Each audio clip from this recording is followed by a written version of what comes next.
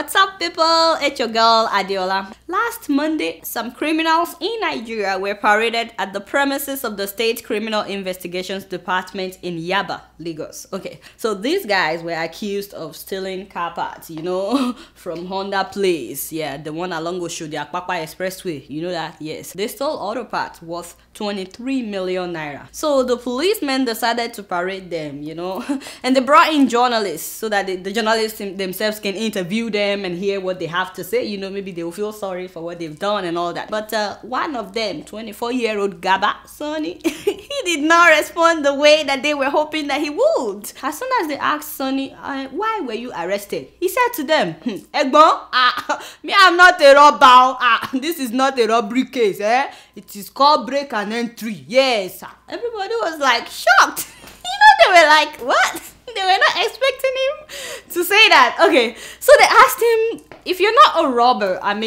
what are you, He said, please, I can't talk much. I no fit talk. I've told you we are not robbers. Listen, we have a lot of criminals in this country, in Nigeria. Yes, the senators, they are stealing. They are stealing our money now. They are stealing more money and nobody has arrested them. See, we too, we need money now. What do you do, young? We are jobless. We have nothing. See, my salary is only 12,000 naira per month. How do you expect me to survive on that now? In this Lagos, I no be thief. Oh my goodness. So he said that since the stolen auto parts have been found and since they were not carrying guns, he said that why would anybody call him a robber? He said it's just a lost and found case, okay? So one of the journalists decided to ask him another question, He was like, shut up! I beg, shut up! I said, make you shut up. You that is asking me questions. Have you never committed crime in your life? Don't ask me any questions, Joe. How much are they paying you per month that can sustain you and your family in this Lagos, You too, you must be stealing to make ends meet. You think we don't know? The last thing that Sonny said is what really got me, He was like, we are all criminals for this country. Yes, we are all criminals. We are Nigerians and we all have the element of criminality in us. I said, bros, not all of us, please. In fact, if I were there that day, I would be like, wait till you they talk now, wait till you they yarn. Not be all of us, so not be all of us they steal, but there will be a fight. So thank God I wasn't there. But this guy really has a point. He has a strong point. I'm not saying that what he did was right, but it is true that the offense that they committed is nothing when compared with the ones committed by public officials in Nigeria.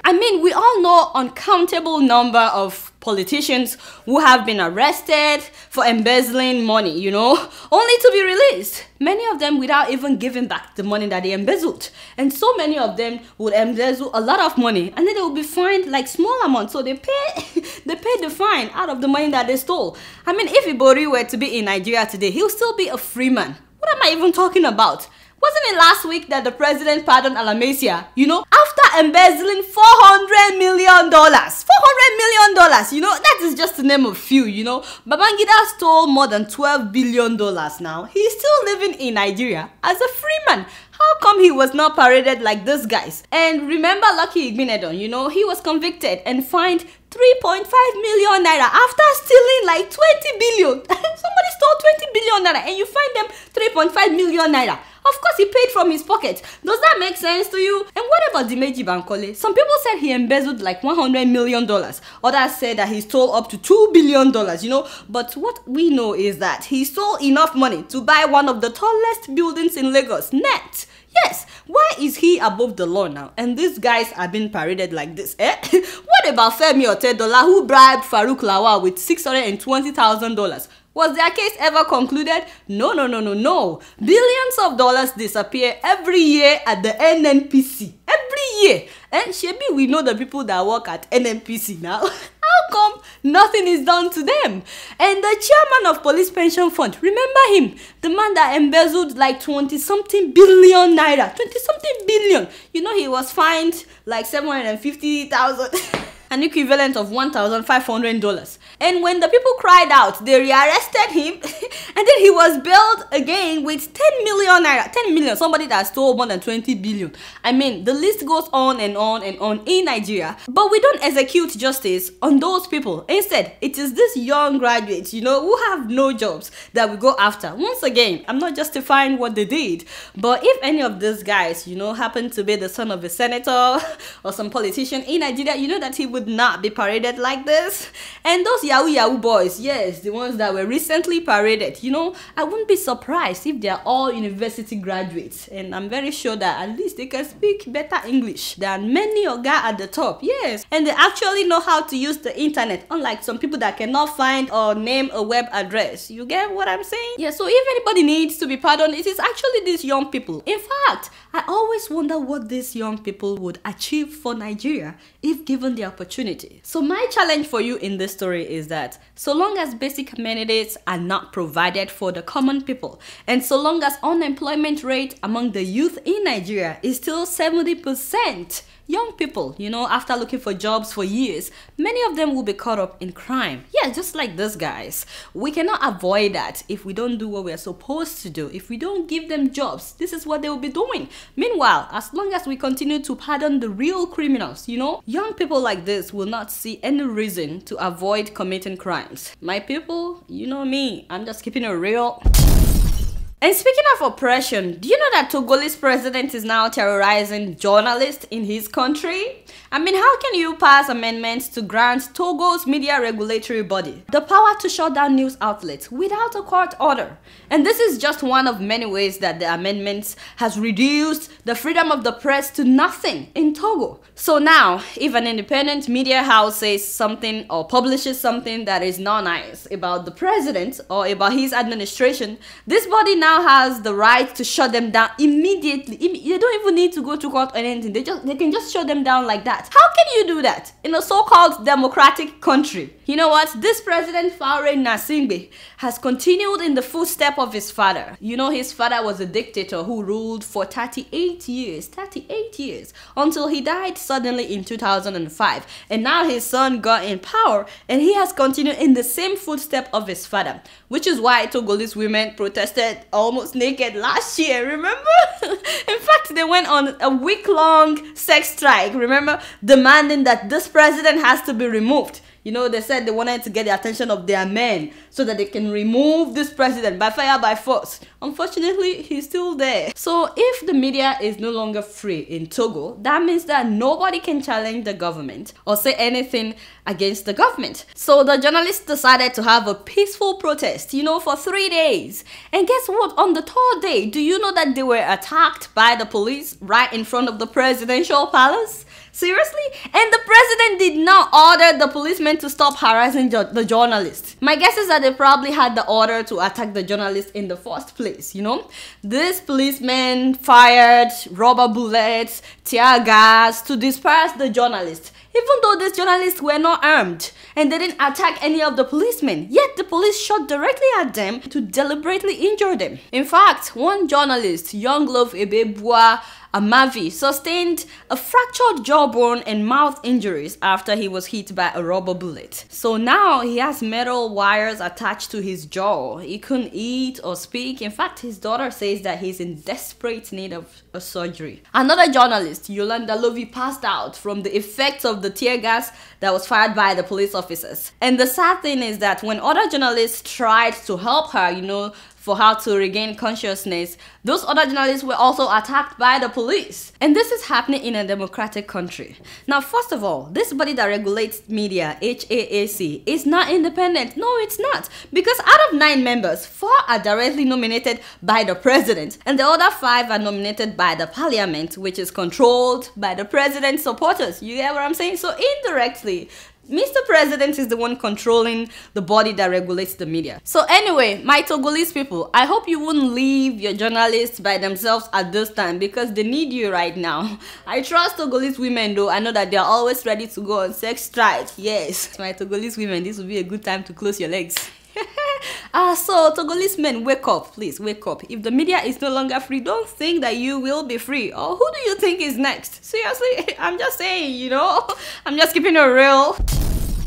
Now, I'm yet to see an African president that doesn't care for his people like Omar al-Bashir of Sudan. You know that this man was accused of being responsible for the genocide in his country that killed more than 400,000 people in Darfur and displaced more than 2.5 million.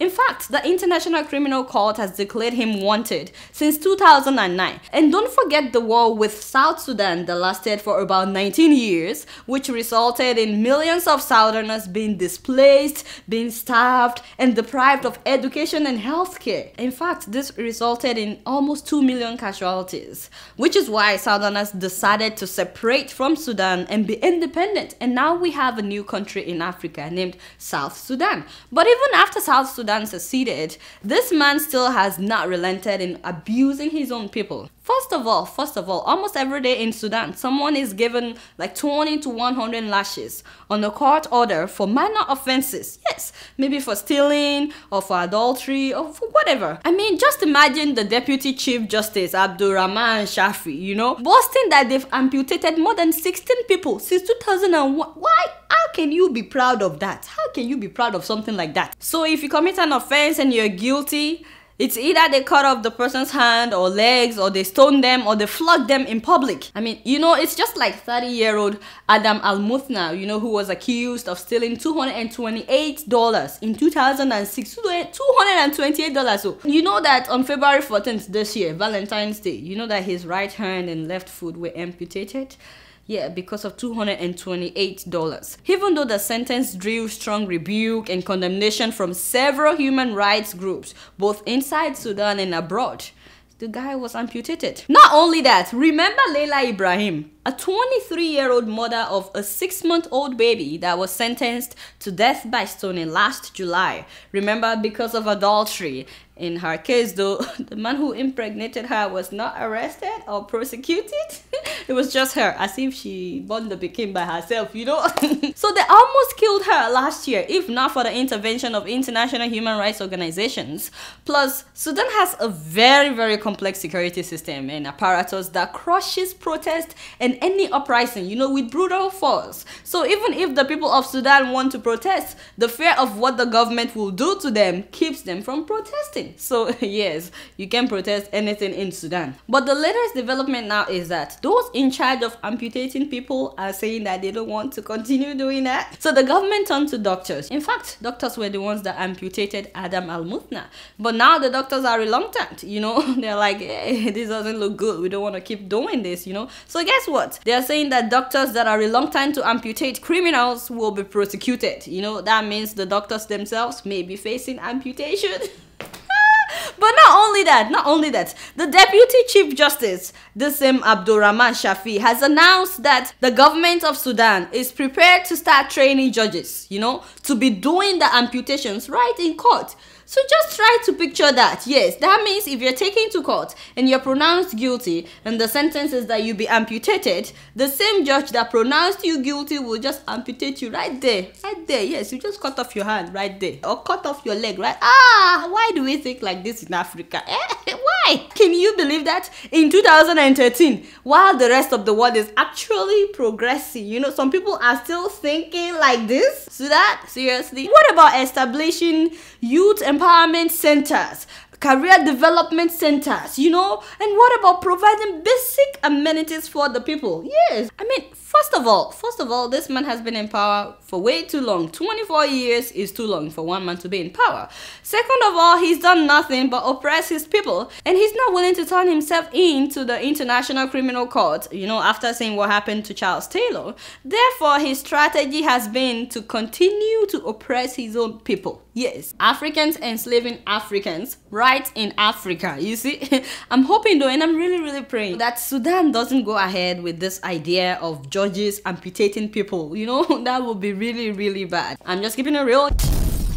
See me see trouble, eh? Nigerian president has announced that he's about to increase the price of fuel again. Seriously? I mean, do these people ever think about nemesis? I mean, do they think about what could happen to their children after they are gone? I mean, before making decisions like this? Remember January 1st last year, he raised the price of fuel from 65 naira to 145 naira per liter. You know, people cried out. Nigerians united to protest, not just in Nigeria, but in other parts of the world as well. Nigerians united to protest, saying that he must reverse the subsidy removal. Now lie.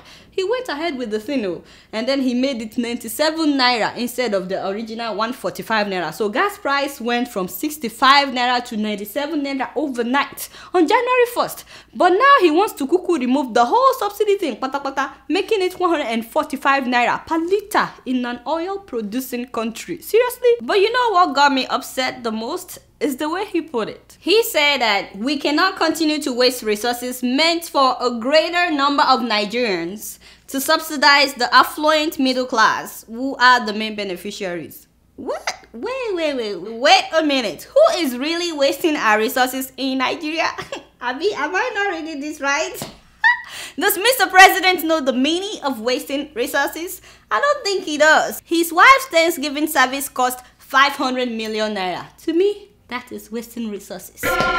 His budget for food this year alone was 2 billion naira. To me, that is wasting our resources. His wife, is trying to build a house for African first ladies. You get what I'm saying? With 4 billion naira. My people, that is wasting our resources. He himself gave Beyonce $1 million, meant for alleviating poverty in Bayelsa, when he was the governor. That is wasting our resources. And don't forget that his wife spent months in Germany. God knows how much they spent on that. Instead of building us good hospitals where she could be treated in Nigeria. No. The money they spent to fly her, the money they spent to treat her, the money they spent to bring her back, and the money they spent to cover everything up, the money they spent to lie to us that she's on vacation, all of that is wasting our resources. Yes! All of this is wasting resources. What does he mean by saying that subsidizing fuel for common people is a waste of resources? That's what I don't understand. My people, this thing is common sense. Honestly, you don't need a PhD to figure out that as long as we are not refining our own oil, the price of fuel will only continue to rise. What is so difficult now in making sure that our refineries are working and that we are actually processing our own oil in our country? Instead, we keep shipping out the oil to other countries so that they can refine it for us. We will pay them to refine it for us, and then we'll ship it back with gold, paying billions of naira to marketers. You see? By the way, where are the buses that they promised Nigerians, The one that they said they will provide when they removed subsidy last year. Where are the buses? I knew it.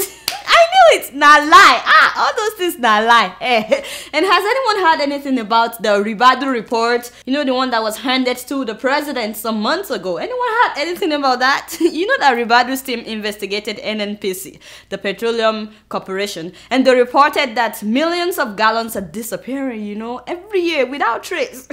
But as usual, Mr. President only set up a committee, and yes, the committee is still getting paid, but we've not seen any result of the committee. In fact, what is the outcome of all the committees that he's been setting up since he became president? What is the outcome of all these committees? Nothing. Except that these committees are still getting paid. Taxpayers' money. So instead of addressing corruption at the Petroleum Corporation, he wants to increase the price of fuel. I'm like, why can't we just reduce the cost of government? We all know that Nigerian senators are the highest paid in the whole world. And what exactly are these senators doing for the masses? And we know that our governors get like 200 million naira security vote every month. 200 million. Yes, 200 million naira. Or why do you think that Akpabio was able to give a PDP local government chairman 1 million naira each for them to go and eat lunch at Mr. Biggs? Where do you think he's getting the money from? Yeah, the governors get like 200 million naira every month security vote. So why can't we reduce their allowance? You know that if these officials should be paid just the minimum wage for 2 months, 18,000 naira, no other allowance, just the minimum wage for 2 months, do you know that Nigeria will be transformed overnight? And what about collecting the $400 million that Alamasia embezzled? I mean, can he account for the money? By the way, the guy is still wanted in London. Remember, that was where he escaped when he dressed like a woman, yes. And I keep wondering what we do with the billions of dollars that we borrow from China almost every month, Please don't tell me that all the money is going towards the construction of this third-hand locomotive that they are calling train. Yes, that thing annoys me. In this age, everybody else that is constructing train in their country, their own train looks like this. Or like this. Isn't that nice? Like, seriously? So why does our own train have to look like this now? Why? So what exactly has this man done since he became president? Just tell me one thing that Goodluck Jonathan has achieved. Nothing. Instead of addressing issues and solving problems, all he does, is to set up committees to do his work for him. And then he travels to other countries. Do you know that more than 70 people died in multiple bomb blast explosions in Kano last Monday? Yes, just a day before Mr. President announced an increase in gas price. So he was like, yes, there was multiple bomb blasts yesterday. Very sad, very terrible. Yes, but what I'm actually trying to say is that we need to increase gas price because the middle class is just wasting our resources. Yes. I mean, who does that? Who does that? And the same day that he made that announcement about increasing gas price, do you know that about 164 Nigerians drowned on their way to Gabon when their ship capsized? 164 people. Imagine, in one country, in one day. Isn't that a national tragedy? And if you add that to the 6 people that were killed in Borno when a bank was attacked that same day, we're talking about, altogether, we're talking about almost 250 people that died in Nigeria in 2 days. 250 people. And those are just the ones that are officially reported. I mean, what is he doing about that? Doesn't that call for some serious, actions? In fact, in a more civilized society, not as many people would have died. There would have been rescue teams that would have gone there, and helicopters would be circling the place just to make sure that people survived. Doesn't it even bother them that a lot of young people today in Nigeria will do anything to get out of the country? Why? And in fact, they don't care where they go, which is why we have Nigerians in virtually all countries of the world. But no. Instead of addressing issues like this, this man wants to do second term. Imagine. To the second time. If truly he grew up without shoes, isn't he supposed to help the middle class? But I'm not surprised because a new picture has revealed that Mr. President actually had shoes when he was growing up. Yeah, he had shoes, I'm sure that you guys can guess which one is Mr. President now. I mean, what do I know? I'm just keeping it real. Before I leave today, I want to read some of your emails. The first one is from Ejiro from London. He said that I was quite concerned about the story you featured about the albinos in Africa that have been hunted like animals. They deserve the right to life like anyone else. I'm wondering if this could be brought to the attention of NGOs so that these people can be rescued and probably granted some form of asylum outside Africa. Well, Ejiro, thank you for sending this mail, and I'm really glad that you're thinking about these issues because we need to start talking about them. Actually, there are some NGOs that are already working with them. At least I'm aware of 2 NGOs that recently filed petition in the Tanzanian High Court, challenging the government of Tanzania for being too passive when it comes to how albinos are being treated. I'm talking about the Legal and Human Rights Center NGO in Tanzania, as well as the Albino Society of Tanzania. Another NGO that is working with the albinos in Tanzania is called Under the Sun Fund. This is actually a Canadian Christian charity that is investing significantly within Tanzania to improve the lives of albinos. Also, the United Nations is also working on this. But the main thing, is educating the people that killing them is wrong. The second email is from Mohammed. He says, please, Adeola, what is the qualification of the fellow that was asked about the website of his organization? It is really hilarious and very serious display of ignorance. Well, thank you for writing, Mohammed. His real name is actually Commandant Obafaye Shem. He's a graduate of Unilag. He says on his Facebook page that he graduated from Unilag in 1984. He's also an alumnus of University of Ibadan and Lagos State University. Commander Shem is currently a level 15 officer of the Nigerian Security and Civil Defense Corps. Our third email is from Sanyu Musisi Nkambwe. I'm sorry if I didn't pronounce your name right, but this person is saying that, hi Adeola, I was wondering where I could get the Roku box.